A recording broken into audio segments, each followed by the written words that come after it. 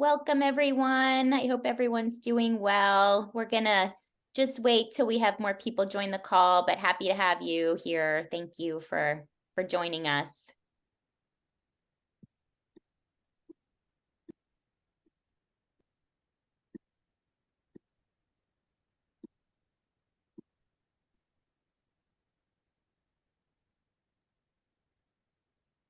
Good afternoon, everyone. Thank you so much for joining us. We're going to just give it a few more minutes to have everyone join. I know we have more people kind of joining the Zoom, so thank you for your patience.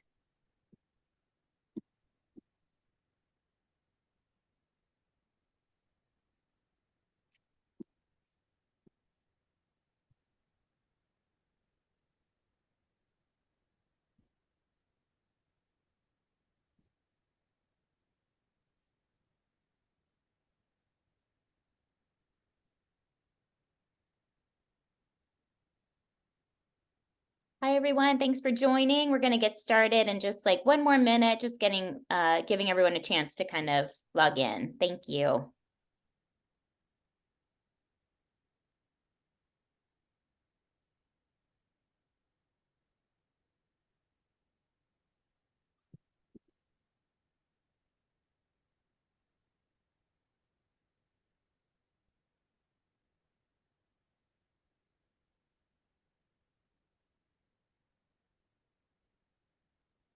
Welcome, everyone. I think we have a pretty good critical mass here, so I just want to welcome you all to the Northern Virginia Affordable Housing Alliance's Lunch and Learn. This one is on continuing the conversation about affordable housing in Prince William County. Really happy to have this group from both within the county and outside of the county here to kind of learn more about this topic. I think all of you who work in the affordable housing field in one way or another know that there's a lot of opportunity to kind of support the good work that's happening in Prince William and to kind of provide some regional assistance to help them in securing some more resources, land use zoning tools, as well as financial resources to kind of help move the needle. So we're just going to have a community conversation about that today. I know it is lunchtime, and I hope many of you are eating your lunch and enjoying your lunch.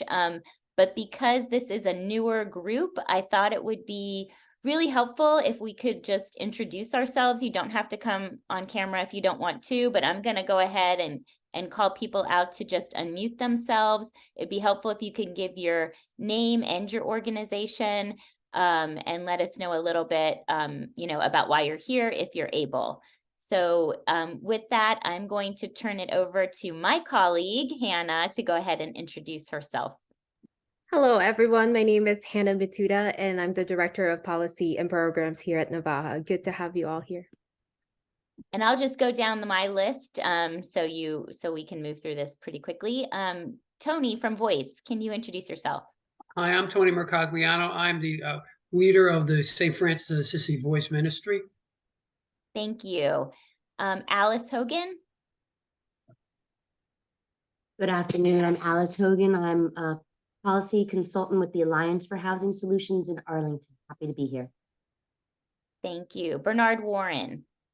Good afternoon, Bernard Warren. I'm with Webb and Brooker Real Estate. We're actually in New York City, but we're looking at multiple deals in Virginia, particularly in Prince William County. We're affordable housing managers and developers, so it's an honor to be here. Welcome. I love that we have out of state folks. Appreciate you being here. Thank you. Belen Tapaccio, and I apologize if I mispronounced your name. Hi, this is Belen. I'm from AHC. Great, thank you, Belen. Yes, pleased to be in this lunch and learn. Thanks. Thank you, Belen. Happy you're here. Bree Fuller. Hi, I'm Bree Fuller. I'm with Fairfax County. I work on preservation. I'm just always interested in what the other local jurisdictions are doing. So happy to have you. Thank you. Regina Coyle. Good afternoon, everyone. I'm Regina Coyle. I'm also from Fairfax County. I'm happy to be here to learn. Thank you. Good to see you, Regina. Christian Samples. Hi, I'm Christian Samples. I'm a senior planner with the city of Manassas. Awesome. Good to have you here, Christian. Denise, there's no last name, just Denise. Well, maybe it's Denise Fazio, and I'm with Homes for America, and I'm a development director. We're based in Annapolis, Maryland, and we have done developments in Virginia previously, but haven't been active in the past few years and are looking to become much more active in the state. Awesome. Thank you, Denise. Glad to have you. Yvette? Good afternoon, everyone. Yvette Monet with the City of Manassas Park. I'm the housing coordinator. I've been here for over a year, and prior to that, I was with Fairfax County Homeownership Division, the affordable dwelling units and workforce dwelling unit programs. I'm happy to be here. Thanks. Thank you for joining us, Yvette. Alan Muchnick? Hi there. I just joined. I live in the city of Manassas, actually, and I am co-chair of a group called Active Prince William, which is mostly about active mobility and public transportation. Awesome. Great. Thank you for joining us. That's great. Let's see. Kelli Reed?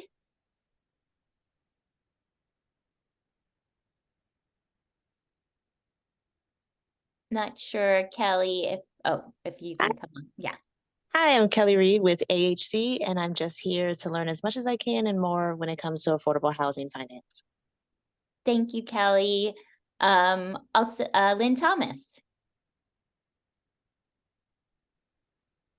Hi, I'm Lynn Thomas, Executive Director of Community Lodgings. We're a nonprofit housing organization in the city of Alexandria. Good to see you, Lynn. Mark McCaskill. Hello, I'm Mark McCaskill. I'm a principal planner in the Long Range Division of Prince William County's Planning Office. Thank you, Mark, for joining us. Marvin Quintero. Good afternoon. I'm Marvin. I'm the Director of Community Enrich with Northern Virginia Family Service, and I'm here to learn so we serve as a resource navigator for Prince William County residents. So the more we know, the better we can serve. Thank you. So glad you're here. Mary Claire Davis.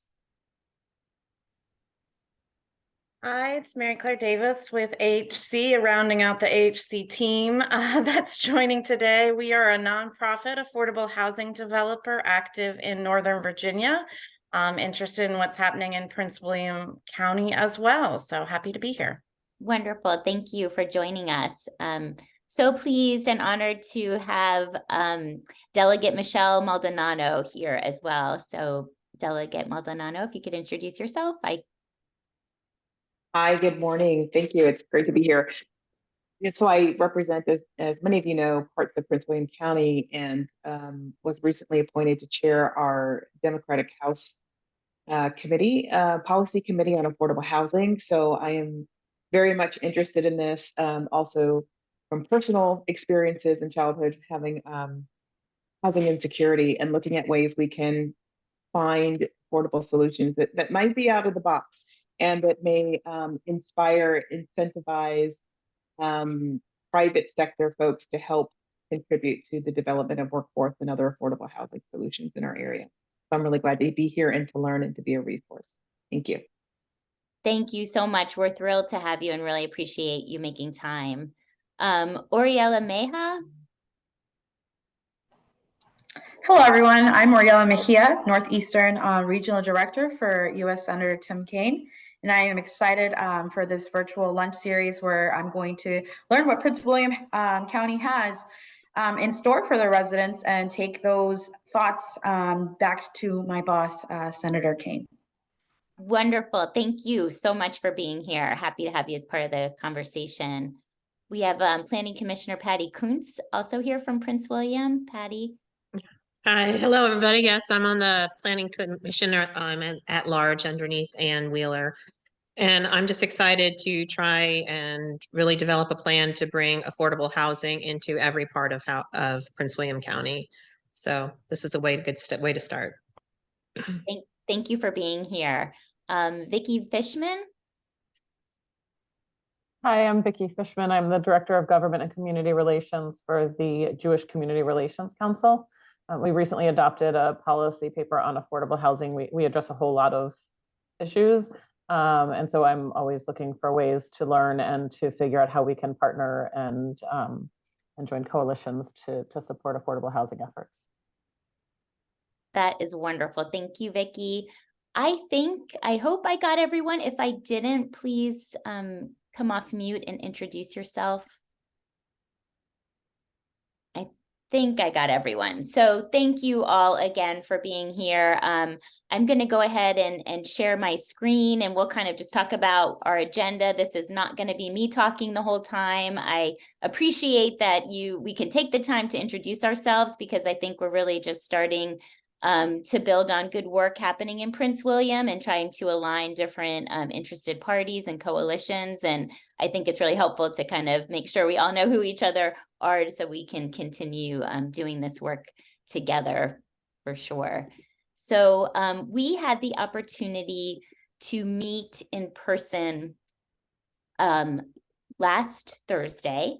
And this was an in-person gathering that we held in Woodbridge. So this really is a chance to meet virtually again. I know some of you were there in person, most of you were not. So we're kind of going to do a recap of what we learned and what we talked about in Woodbridge. It was a great turnout. We had about 30 leaders come in the room. We had elected officials, planning commissioners, we had faith leaders and human service nonprofit leaders, and other land use attorneys and developers. So we're really happy to kind of bring that group of people together. And this is just a chance to kind of recap what we learned and help continue the conversation. So I think everyone can see my screen. We had our introduction. So we're going to recap our April 20th session.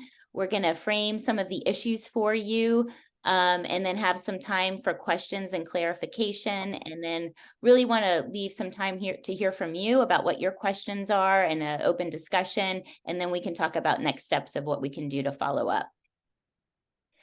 So for those of you who don't know, I just want to briefly introduce NAVAHA. We're the Northern Virginia Affordable Housing Alliance. We are a 501c3 nonprofit organization. Our mission is to promote healthy, sustainable, and equitable communities that meet the diverse housing needs of Northern Virginia residents. We do this in a variety of ways. I won't read this slide, but we are really always trying to advocate for public policies and financial resources in our local jurisdictions. We typically work primarily in Arlington, Alexandria, Fairfax, Loudoun, and Prince William. We know that all politics are local and all programs are local. So even though we are one connected region in Northern Virginia, we know that each of our jurisdictions kind of approach this from a different lens and just have a different experience with providing affordable housing. So we try to be a trusted resource to our elected officials and jurisdictional staff and other advocates to try to further our mission. We really do want to lift up that we call for the deconstruction of land use systems and policies that have perpetuated inequities throughout time. And we really do try to be intentional in partnering with underserved communities to make sure that they have a seat at the table and can have a voice in influencing some of the land use policies that are affecting them and making sure that they're getting their voice heard in this process. So here's just a quick slides of what where we met last week. Really thanks to Wellington Development, who convened a group. For those of you who know Seth, he did a great job, I think, reaching out to many in Prince William County to make sure that they were here.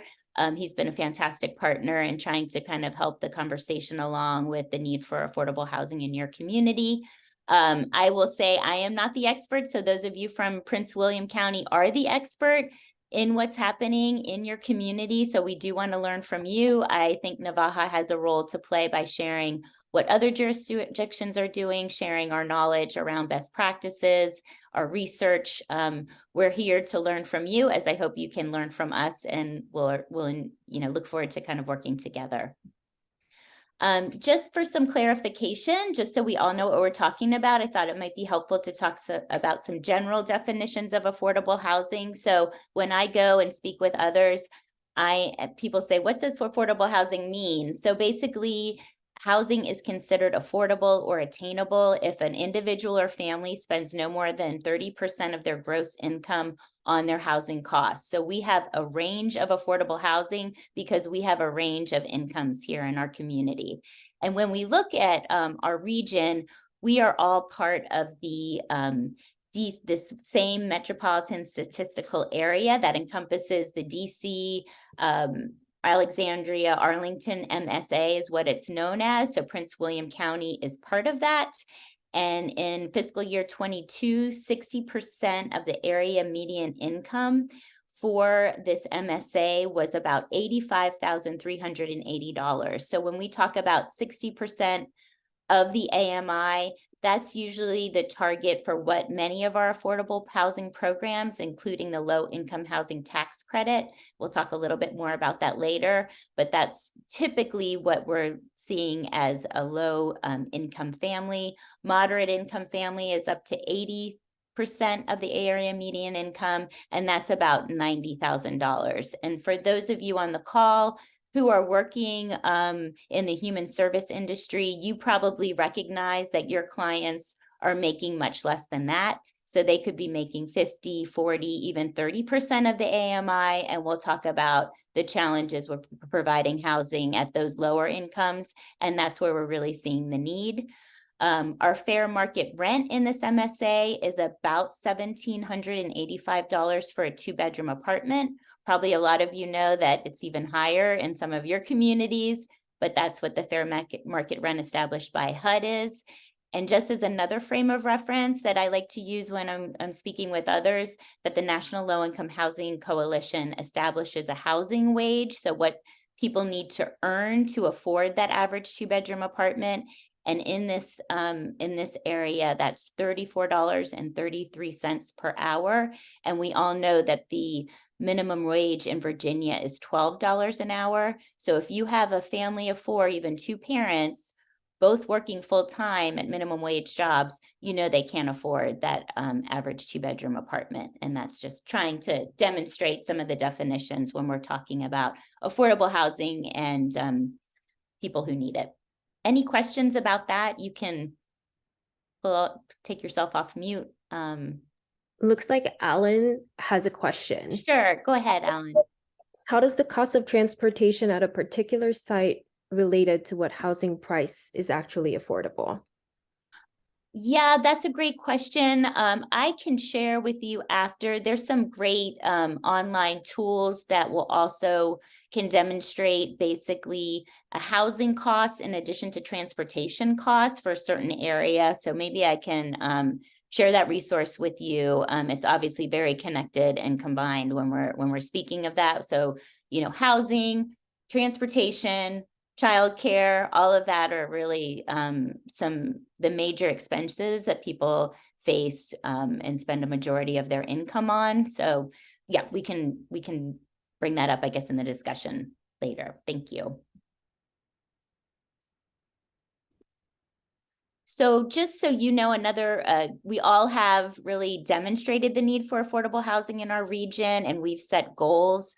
So thanks to the Urban Institute and the Metropolitan Washington Council of Governments, they did a lot of research in 2018-19 about how our region as a whole, the DMV region, is behind on housing production overall. So we have goals for 374,000 additional housing units by 2030. Again, we've been working on this since before COVID. Obviously, COVID did not help with our annual housing production, but we do have a long way to go. We have the goal of producing 25,000 new units annually. So that's again across DC metro area. But we recognize that 75% of that annual production, which is about 18,750 units a year, should be affordable to that low and moderate income household. So that's that 60 and 80% of area median income. So these are the goals that we have set for ourselves. This is what we're working toward. Our partner agency, HAND, the Housing Association of Nonprofit Developers, just released their annual housing indicator tool. And for the first time since we set these goals, we did meet the regional production of 25,000 new units.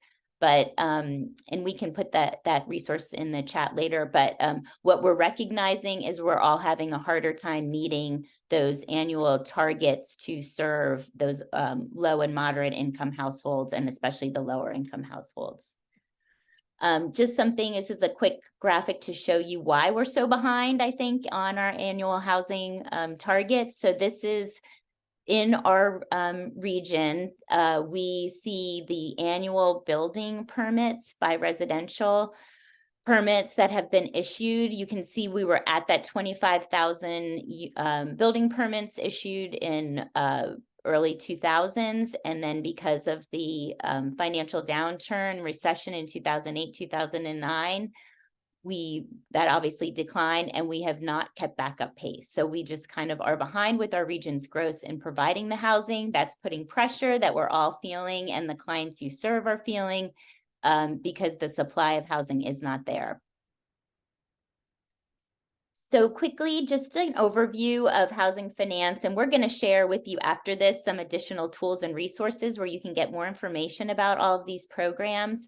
But when we're talking about affordable housing and housing finance, we're mostly going to discuss today about multifamily or rental housing. So there are other separate tools, not as many, frankly, to help with affordable home ownership opportunities. Prince William County does have those great resources. Housing counselors, the county itself, they partner with Virginia Housing, the State Housing Finance Agency, on providing first-time home buyer assistance programs. But today we're really going to talk about that affordable multifamily rental housing finance program. So you'll see we have federal, state, and local subsidy programs. I mentioned the low-income housing tax credit program. That is the primary driver. It's actually comes from the IRS, U.S. Treasury Department, to create affordable housing. It's a competitive source. It's allocated through Virginia Housing, the state agency, but it is a federal source that comes down. And that's what most of our affordable housing rental developers are looking to use when they build housing. We also have housing choice voucher programs, and Prince William has that. That is you might have heard of it. It's the former Section 8 program. Most of the housing choice vouchers are given to the tenants now, so they're portable, although there are some project-based vouchers as well. That ensures that HUD, the housing department, the U.S. Housing Department of Urban and Development, will pay for the rent, the difference between 30% of somebody's income and what the market rate is. So that's just like a quick overview of that. There's also federal resources through the Community Development Block Grant Program, the HOME program, both of those operated by HUD. We also see housing being developed with new market tax credits and historic preservation tax credits. I will say that's a little bit more complicated, especially new market tax credits. Usually we see that being used for housing when it's a much larger kind of mixed use development with housing and other commercial uses. Quickly on the state side, we have private activity bonds. We also are seeing a limitation on that really for the first time in a long time with bond caps. Again, we can answer any questions about that later, but we do have a Virginia Housing Trust Fund that has been established. So the state does allocate money into that. Usually those funds are going to serve those much lower incomes because that is the need. We also get an allocation from the National Housing Trust Fund. We have money from our state for permanent supportive housing. Permanent supportive housing is actually going to be our next topic for our Lunch and Learn in May. So if you're interested in learning more about that, but that's really housing that's primarily targeted to people who are chronically homeless, might have severe mental illness, might have other issues, typically, earning less than 30% area median income or below. So it is a real solution to our homelessness crisis. It's housing combined with intensive supportive services. And there is money at the state for the High E program, which supports energy efficiency. and affordable housing developers really have taken the lead in kind of green building and design. So that's exciting to see. It benefits the developer, it benefits the residents with lower utility costs. So it's been exciting to see all the movement on that. And then on the local side, we have some local housing trust fund, which currently Prince William does not really have. There are also local programs to do local rental subsidies to help individuals and some other programs, and we'll talk a little bit more about that too. Just going into a little bit more detail about local housing trust funds, that's usually created through the annual general fund allocation as a dedicated source of revenue. It helps provide that important gap financing. So we talked about the low-income housing tax credit. So an affordable housing developer will come to a community wanting to build affordable housing. They might acquire some land. They can get an allocation of the tax credit that provides the equity. They would also get a loan, a first mortgage, to also help finance the project. But nowadays there's always a gap, and our local governments in this region really have been a source to kind of help close that gap. Usually it's a lot more financing sources than that, but the local government support has been a real driver in what we've seen other jurisdictions in our region be able to do to kind of develop housing. Local rental subsidy programs, that's rental assistance for residents who aren't covered by the federal voucher program. That can be people who don't have legal immigration status and others. And basically the localities can develop their own criteria based on what their needs are in the community. In addition, there's some opportunities for developer fee waivers that we can talk about that's relatively newer. Our state is a Dillon rule state, and we could probably have a whole other conversation about that separately, but really want to, so our local governments really have to ask the state for permission to do different things. And this is newer legislation to allow them to negotiate to waive certain developer fees, which can also help the process along, provide some financial relief and also expedite the process to build affordable housing. This is just an overview, and I think Hannah will be showing this on our website. But what Navaja does is we try to track the different regulatory and financial tools that each of our local jurisdictions offer. We heard last week some suggestions for updating that to show some additional programs and resources that Prince William County offers. But it just is a quick snapshot of what our other jurisdictions are doing, and really just, you know, not to call out Prince William, but just show that there's opportunity to kind of improve both the regulatory and financial tools offered in the county to kind of help move the needle on creating more affordable housing. And, you know, not to put all the onus on Prince William County, the county itself, the local government, they can't do it alone. We've seen a lot of exciting partnerships with corporate partners, healthcare institutions, foundations, higher education, and as well as houses of worship to kind of help with this project. You probably heard about Amazon's $2 billion equity commitment here in Northern Virginia, in Nashville and Puget Sound. Other corporate partners have also kind of stepped up to the plate. There's been interesting movement with healthcare companies because they are seeing a lot of individuals who are chronically homeless taking advantage, you know, having to go to the emergency room to, you know, get medical care. And they're seeing the cost savings of investing in permanent supportive housing as a way to kind of save on their end and their costs to have people safely housed with the support they need. And again, a lot of excitement and opportunity around houses of worship, especially in Arlington and Alexandria and now Fairfax, using their land, maybe unused parking lot or other space or other excess land for affordable housing too. So lots of opportunity there as well. Briefly, Prince William County passed the budget last night, so this was interesting. So they adopted a decreased real estate tax rate of 0.966. That was down even from their advertised tax rate and down significantly from the current rate. So I think, they heard a lot from local individuals about increased tax rate and the burden it can be on homeowners, but we also know this local funding is how localities can support other priorities, schools, public safety, affordable housing. So it's kind of a mixed bag. And I think sometimes people don't always make that connection that their individual real estate tax goes to fund these priorities in a community. So right now, currently, as the previous slide showed, Prince William County doesn't really contribute any real estate tax revenue to affordable housing. And I think it's kind of on all of us to help make that case that affordable housing is an investment in the community that benefits the entire community. What's exciting now is that, Prince William does have goals to establish a local housing trust fund, does have goals to adopt an affordable dwelling unit ordinance. They have recently adopted new housing and land use chapters of their updated comp plan on the planning side. So I think there's, we're kind of poised to kind of continue to push on this side.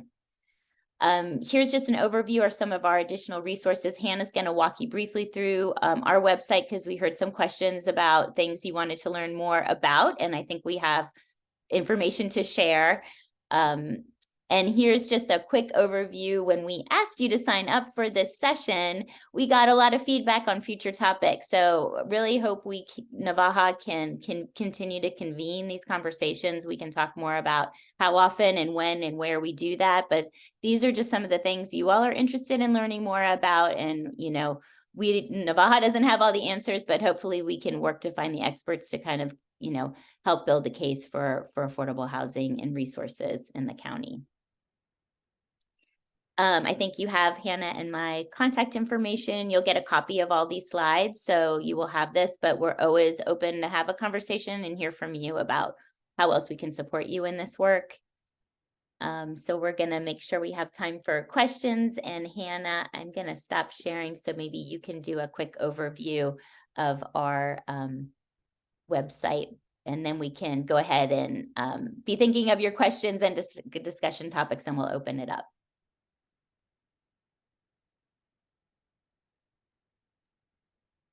Yes, absolutely. I forwarded this to you guys in the chat, the hand indicator tool. So you have access to that, but this is our website. So once we go to our housing toolkit, Jill has mentioned this. We have a housing finance 101. So this goes a little bit more in depth about how affordable housing is financed. You get to learn about low income tax credits and all of that, but do watch it in order. There are 3 videos. So if you have the time, do check that out. If you are reading some policies, or if there are any words that did not make sense from our presentation today, please access our housing glossary. You can check out certain definitions, definition of co-location, community development, etc. And then our housing policy matrix is located here. Each jurisdiction kind of has their own matrix, and these are clickable. So it leads you back to the original wording, back to the government's websites. Our future goal is to have Prince William County here as well. So with that said, I'm going to go ahead and stop sharing my screen and turning it back to you, Jill. Thank you, Hannah. Yeah, some of the questions and feedback we got had, were specific asks about what other jurisdictions are doing in the region, more information about the financing tools. So please access our website, and if you have follow-up questions, let us know as well. But right now, we just really wanted to open it up for your questions and conversation about how we can continue to work together to kind of move this forward in Prince William. So, Patty, I see your hand up if you want to go ahead and come off mute and ask your question or comment.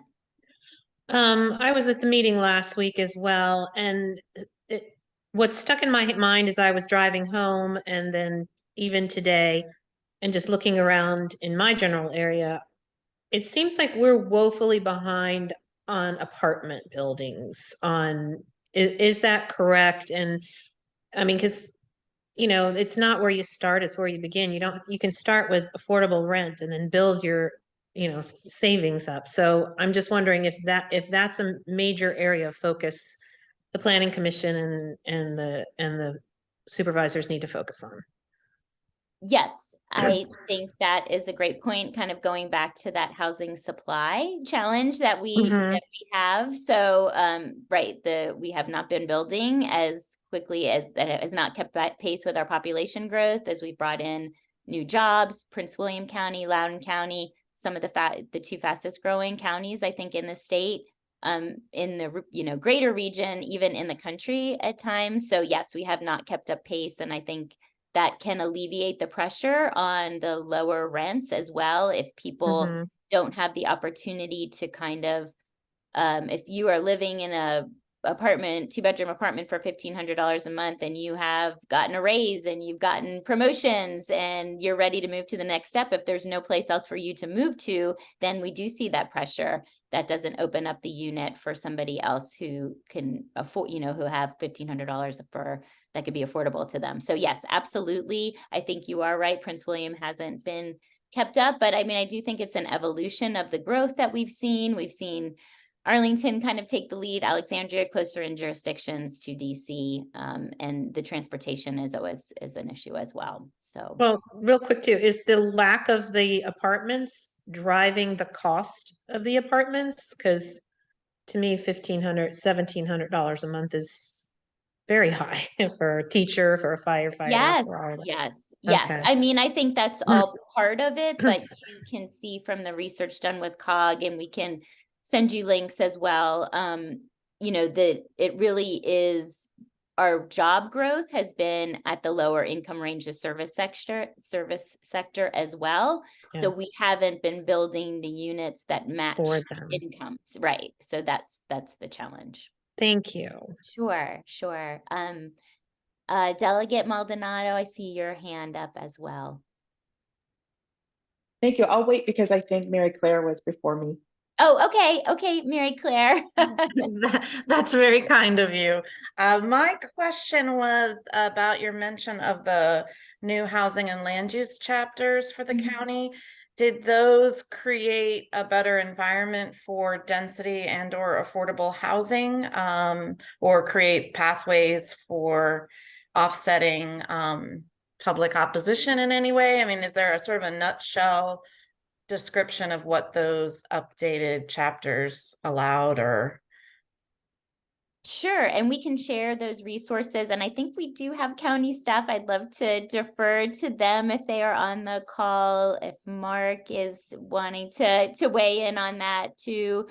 It was a huge, I don't think the comp plan had been updated in decades, so it was a huge lift for the county, a lot of staff time and resources. Patty, I don't know if you want to speak to that as well as a planning commissioner. I am definitely not the expert in that field, but it did set up, there are definitely goals on the housing side, and I think in land use to around increased density, the need for more housing in general, and then obviously in the housing chapter for affordable housing and the resources to support it. But if anybody else wants to weigh in, I'd love to hear from those of you in Prince William. This is Mark. I started in late January of this year, 2023, and the comprehensive plan was updated December 13th of 2022. So I really can't speak to the push to get it over to approval by December 13th, 2022. It was a big push. It was difficult. It was contentious at times, but the goal is to create different types of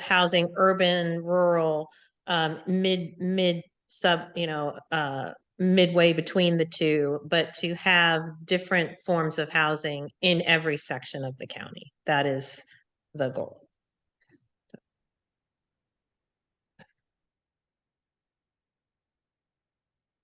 Thank you. Okay, Delegate Maldonado.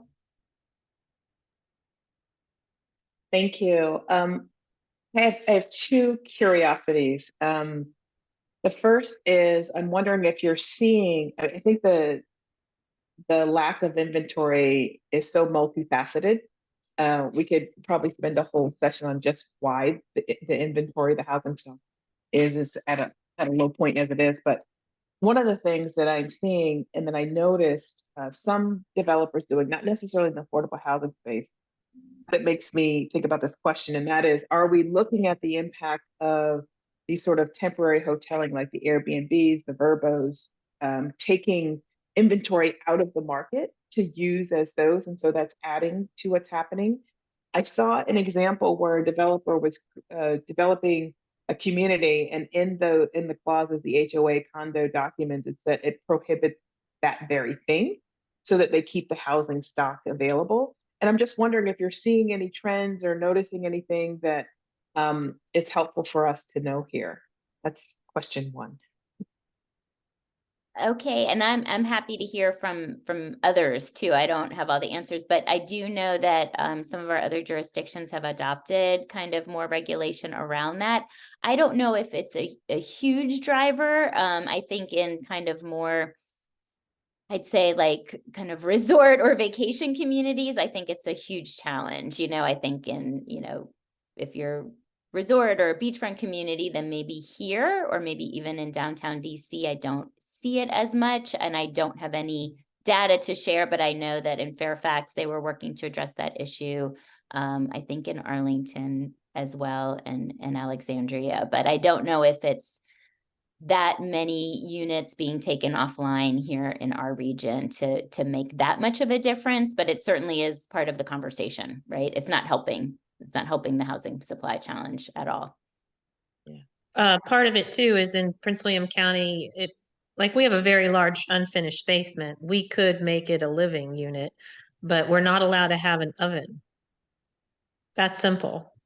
That's just something very simple we could change. I mean, a mother-in-law suite, my mother was stepping down. It would have been nice to be able to, a lot of people want to take advantage of that and have their own little apartment down there. But that's something very simple we can change by saying, yes, you can have an oven in your basement.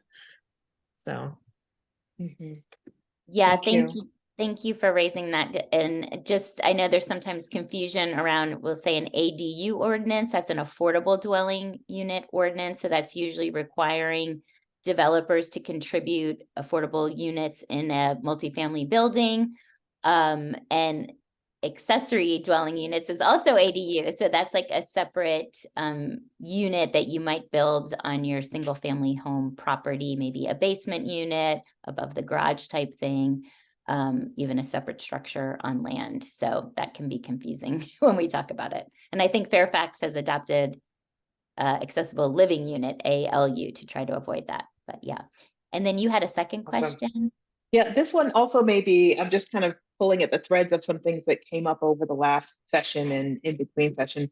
This one is around the escalation clauses and LIHTC agreements. And you may or may not know, I brought some legislation forward to change the Landlord-Tenant Act that gave a carve out for special exceptions of when you could do that, but to not be able to do that, we are hearing lots of horror stories of people coming home, teachers, aides, paramedics, having a note on their door saying their rent was going to go up $150 next week, and next week could have been 2 weeks. Next month, and next month could have been like, a week away. It didn't pass, but there's been lots of conversation and people feel, trying to balance making Virginia attractive to affordable, housing developers and also protecting the folks who are most vulnerable and are least capable or able to absorb those increased costs. So I wanted to know if you are seeing sort of increased or abusive use of those escalation clauses number one. And number two, one of the things I have been talking about with folks across industry is, and met with Virginia Housing on, is looking at the qualified allocation plan and perhaps giving incentives or points for developers who don't use the escalation clause, just like you give points to the developers who use eco-friendly, materials to build their houses. And I'm just wondering if you're seeing any of that, and if it may be in small numbers, it may be in, I don't know, but I'm curious because I started hearing stories about it, and want to make sure we do something to address the people who are getting stuck in this situation. Yeah, thank you so much. I think that is definitely a really important discussion, and we're going to be taking it up at Navaja. A lot of organizations on our leadership council are the affordable housing developers. So we're going to talk about some best practice with tenant-landlord relationships and how we can maybe have like tenant and landlord's rights and responsibilities, and trying to, ensure that we are safely housing people and not putting undue burden on them. I've heard very similar horror stories. I will also, not that I am an affordable housing developer, but having worked in this space for a long time, I also know the importance of continued maintenance and asset management of these resources. And every development that gets developed, and kind of when you're running the numbers, there are increases in operating costs that happen every year, and that rents have to increase to allow to continue to maintain and operate the building. So there's really two sides of a coin of that. It, can be challenging to continue making sure that these are quality living environments for tenants and residents. So happy to kind of continue that conversation as well. I think as a developer, you always have to realize, even if it's an affordable tax credit building, that increases are going to be allowed. I think what is not great that we're seeing, and I was just at a meeting last night in Loudoun County with some of the lower income residents, mostly immigrant communities, that are being given like a 40-page lease, in English, when that's maybe not their primary language, that is allowing rent increases 2 times a year. So that's not okay, so I think there is a balance there, and fine line, and probably more discussion to be had around that. Thank you. Thank you for that. And that's a great example. And I just want to clarify one thing. So when I was talking about escalation clauses, they were mid-lease term. Yes. Increases, okay, just for great. people to know. So it's not, yes. So I believe they've got to recoup their costs, but it should happen at the next renewal period. Yes, I think not that's in the middle of a challenge. Yeah, I agree. Thank you for clarifying that. Appreciate it. Any other questions, comments? Those of you from the county, any suggestions on how we can kind of continue this work together? I have a quick comment just on what you were just talking about, leases and immigrants. I would say let's leverage the services from the housing counseling agencies. They have counselors that can explain the lease, can help these tenants understand what they're getting into. That's my comment. Thank you, Yvette. That's an excellent point. We do have a lot of outstanding housing counseling agencies here in Northern Virginia that are working in Prince William and other jurisdictions. They provide a wide range of resources, from supporting tenants and, through eviction processes. We also have great legal aid services, but I think a lot of the housing provide, in addition, they also help with first-time home buyers. So the housing counseling agencies do a lot. But I do feel like we are seeing an uptick in evictions happening, even at our affordable housing properties. I think it's kind of, now that rent relief funding, we've got a lot of federal support allocated through the states and some local governments to keep people safely housed during COVID.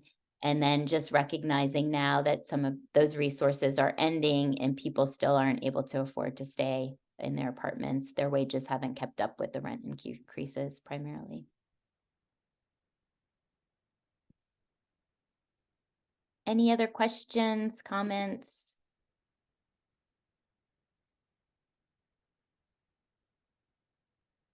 We have some questions in the chat, so I'll kind of try to.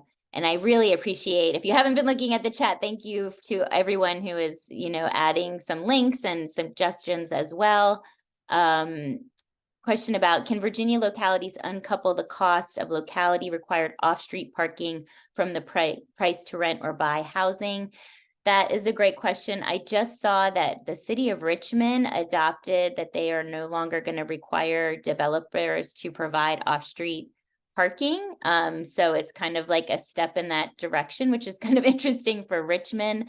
I know in the case of affordable housing developers, and you know, we have some of them on our call, they in other communities, localities, they've made the case for reduced parking restrictions to, especially if the housing is located near bus or other public transportation. So, and in permanent supportive housing that's serving like 30% AMI and below, you know, we're seeing that none of those residents really have a car because it's so expensive to own a car. And we know that our transportation options are evolving. So I agree that there's a real interest in pushing where we can, I know Fairfax is doing a reimagined parking process where we're really kind of identifying what the parking needs are going to be in the future. I think like if you have to build structured parking for your apartment building, it's like up to $50,000 per parking space or higher. So kind of rethinking that can save on the cost of construction and maybe bring down the rents. So I see another question about kind of the NIMBY question. So the not in my backyard, if those of you are familiar with that. So just people who are opposed to additional residential density. So that's usually apartment building development. It can come from elected leaders. It can come from neighborhood groups, many others. And I think that is a challenge that everyone faces in their community. You know, we just saw a very tiring and bruising battle in Arlington County with their missing middle housing and the challenges of, you know, not everyone being aligned on that. I know Alice is here if she wants to talk about that, but we, you know, it is a real issue. And I think it's just trying to continue to build the case that affordable housing is an investment in your community. If you're not housing your workers, I think most people when they're surveyed, if they think, should people who work in a county or a jurisdiction be allowed to live there? I think everyone agrees. Nobody likes traffic. I think people are making the connections with, you know, people living a half hour, 45 minutes, hour away from where they work is not ideal for anybody who's using our roads. So I think it's just supporting the messaging. And I think you'll see in some of those links on how we kind of make those cases broadly. Okay, so, and I want to be mindful of the time because we're going to keep it to an hour, but just going through the chat, are single staircase apartment buildings over 4 stories an opportunity to build less expensive units? Need to decouple housing and parking costs? Yes, I agree with the parking question. So single staircase apartment buildings, yeah, I don't know the bill. I am not familiar with kind of the building requirements for, it seems like if you, I think, are above 3 stories, you've got to have an elevator. It seems like most people are moving in that direction as far as like affordable construction. And those of you who are developers can maybe help me with this, but if it's like a concrete podium first floor and then 4-story stick built above, seems to be, but part of our affordable housing challenges is also looking at new building technologies as well. And I know there are groups trying to do that too. So not sure if anybody has another answer to that. Hi, this is Mark. I think this is more of a building code fire protection thing. So I'm not an authority on it. I think it has to do with being able to have egress in case there's a fire. I did see a planning related article that Seattle is pursuing some sort of, I think, some request or building code modification for single staircase apartments within Seattle, but I don't know. Each state is different as far as their, you know, building, you know, what portions of the ICC building codes are adopted and all that. So it'd really have to be someone in development services or something who could speak to the, you know, to what could be done in Virginia for single staircase versus others as far as building and fire codes go. Thank you, Mark. I appreciate that. Yeah. Yeah, I think that's an important point about the fire access. We've done like 3-story walk-ups, but probably not a single staircase in developments. And then the parking issue is a big one, and it can be very expensive to do structured parking. And from an environmental and energy standpoint, you want to move toward less dependence on cars. But when you're also trying to serve working families who are struggling, you need a car in this region to get to so many jobs. So we've struggled in implementing some developments in areas that are served by more transit, and the locality does allow for us to reduce parking. But then when it comes to lease up and really serving the households who need the affordable housing, a lot of them have cars or more than one car. And so we've been struggling with the goal, the cost, and the need all together. Not to say I have an answer to that, but it's a challenge. Thank you, Mary Claire. That's so important to hear kind of like what the developers are seeing on the ground, because I think we all can have like goals around, the environment and embracing new technology. But if you can't lease the apartments, because of that, and I think ultimately in Richmond, that's really what they decided. They weren't going to require developers to provide offsite parking. But a lot of the apartment developers were saying, oh no, we're still going to have parking because we're not going to be able to lease our properties without it. So really recognizing that, and and we did hear this last week from the or in-person discussion in Woodbridge, that a lot of the human service providers who were there were saying, yeah, our families might be 50%, 40% AMI, but if they're living in Prince William County, they have to have a car. They're not able to get around without it. So I appreciate being realistic about this as well. Alice, you have a question? Hi, Jill. I was just gonna add, it overlaps with what we learned in Arlington about, through the missing middle effort. And when people bring up parking, environment, I think what we're learning is that coalitions are so crucial. And maybe that's something that would help in Prince William, is really looking at what other groups, local, nonprofits and other kind of issues-based groups are looking at, because there's so much overlap, right? Like environmental has to do with, advocating for transit. So fewer people would need the cars, because then it's also good for the environment. So finding these this overlap with other groups, like you mentioned, working with churches, or, there's so many interest groups where housing is a piece of it. So obviously, living wage, there's so many that we can think up, childcare, there's so many areas that if we can get some of these folks together and work on some public education materials that can be shared from these different perspectives with all of those constituencies, I think that helps to educate the community about the importance of, housing as infrastructure and how all these other pieces work together, and for the crucial nature of affordable housing, to keep our workers near their jobs and to keep families, stable, and all the other goals that we have. Just wanted to add that.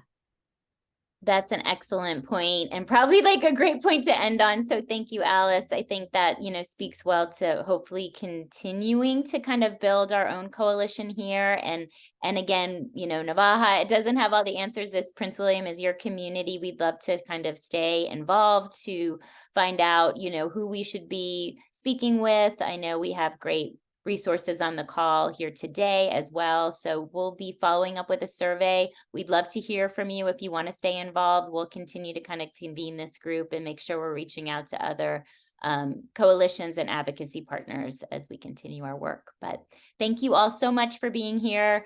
Really appreciate. Thanks to those who were here last week and then came back too. So hope to see you all soon, and we will keep at this. Have a great day.